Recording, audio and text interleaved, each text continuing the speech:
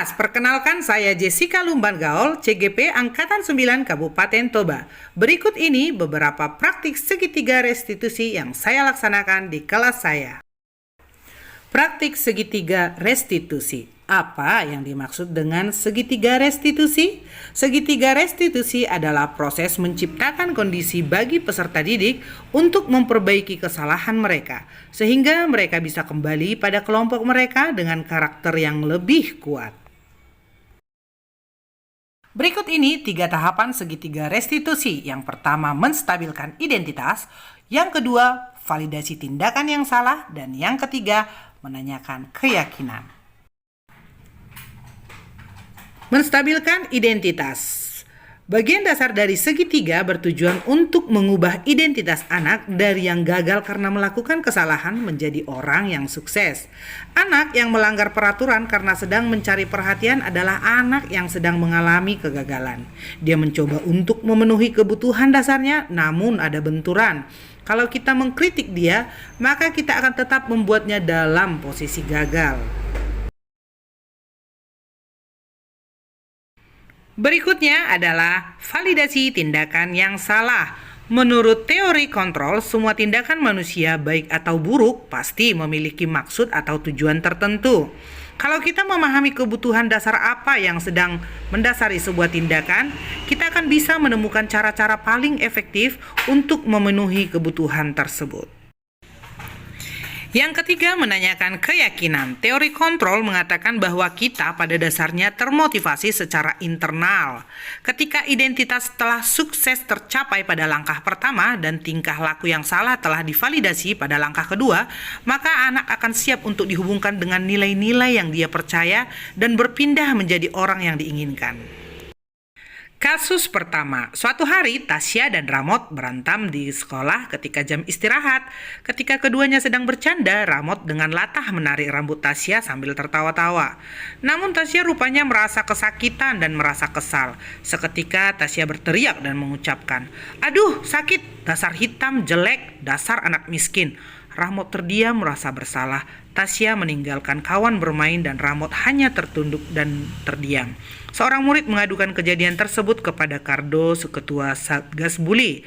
Selanjutnya Kardo melaporkan kepada saya karena saya wali kelas 6.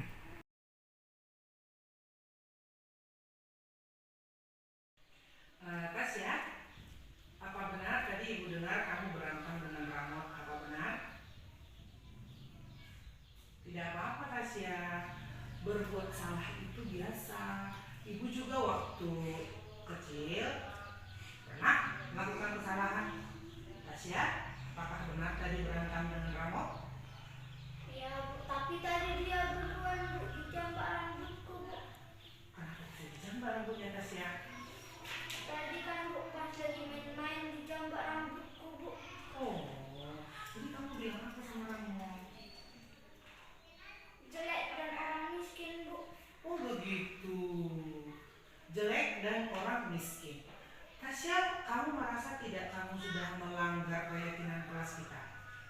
Merasa, Bu. Poin keberapa nih keyakinan kelas? Poin ketiga, Bu. Isinya? Dilarang membuli. Baik, dilarang membuli. Artinya kelas kita sudah tidak bagus lagi karena ada bulian dari Tasya. Baik Tasya, setelah ini apa yang kamu lakukan? Apakah tindakanmu ini salah? Salah, Bu. Salah. Kalau tindakanmu ini menurutmu salah, apa yang akan kamu lakukan Tasya? Meminta maaf kepada Rama. Meminta maaf kepada Ramo. Tujuannya untuk? Agar Rama tidak tersinggung. Iya, agar Ramo tidak tersinggung dan mau berteman. Dengan aku dan Bagus.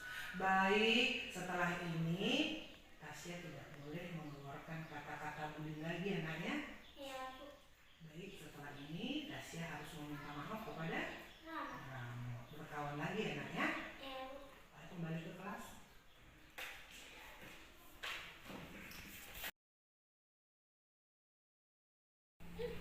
Kasus kedua, dalam seminggu Gita tidak mengerjakan PR-nya. Ketika saya tanya di kelas alasan Gita tidak mengerjakan PR-nya, Gita hanya tertunduk diam, dia memilih tidak menjawab.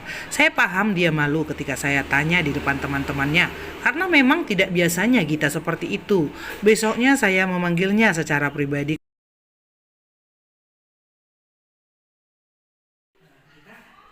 Ibu lihat di catatan Ibu dalam beberapa hari ini ada beberapa PR yang tidak kamu kerjakan. Betul Gita?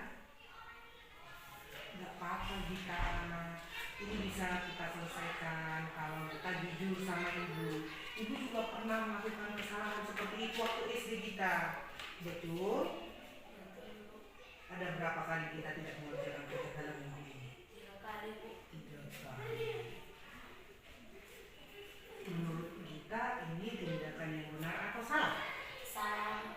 Dalam keyakinan kelas kita sudah melanggar atau tidak? Sudah melanggar, Bu. Poin keberapa? Ke-6, Bu. Poin ke-6 ini. Wajib mengerjakan PR. Kenapa kita tidak mengerjakan PR?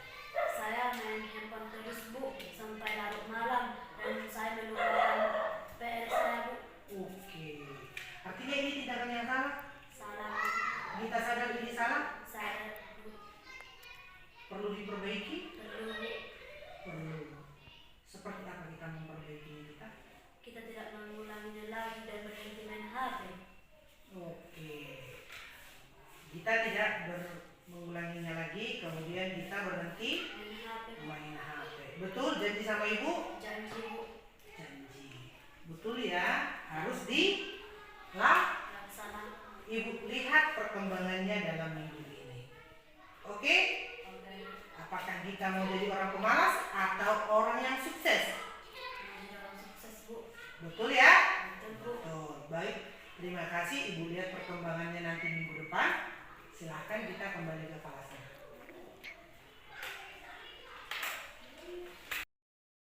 Halo, nama saya Tesya Gaul. Saya dari SD 173543 Sosordolo. Ketika saya membuli, Ibu Jessica tidak menghukum saya, melainkan mengajak berdiskusi dan menasehati saya. Saya Gita Felicia Simatupang, SD Negeri 173543 Sosordolo. Ketika saya tidak mengerjakan PR, Ibu Jessica tidak menghukum saya. Ibu Jessica malah menasehati saya agar tidak mengulanginya lagi. Terima kasih Ibu Jessica. Kami senang diajari Ibu Jessica.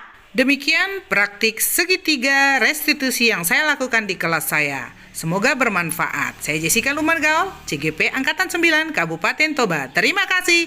Horas!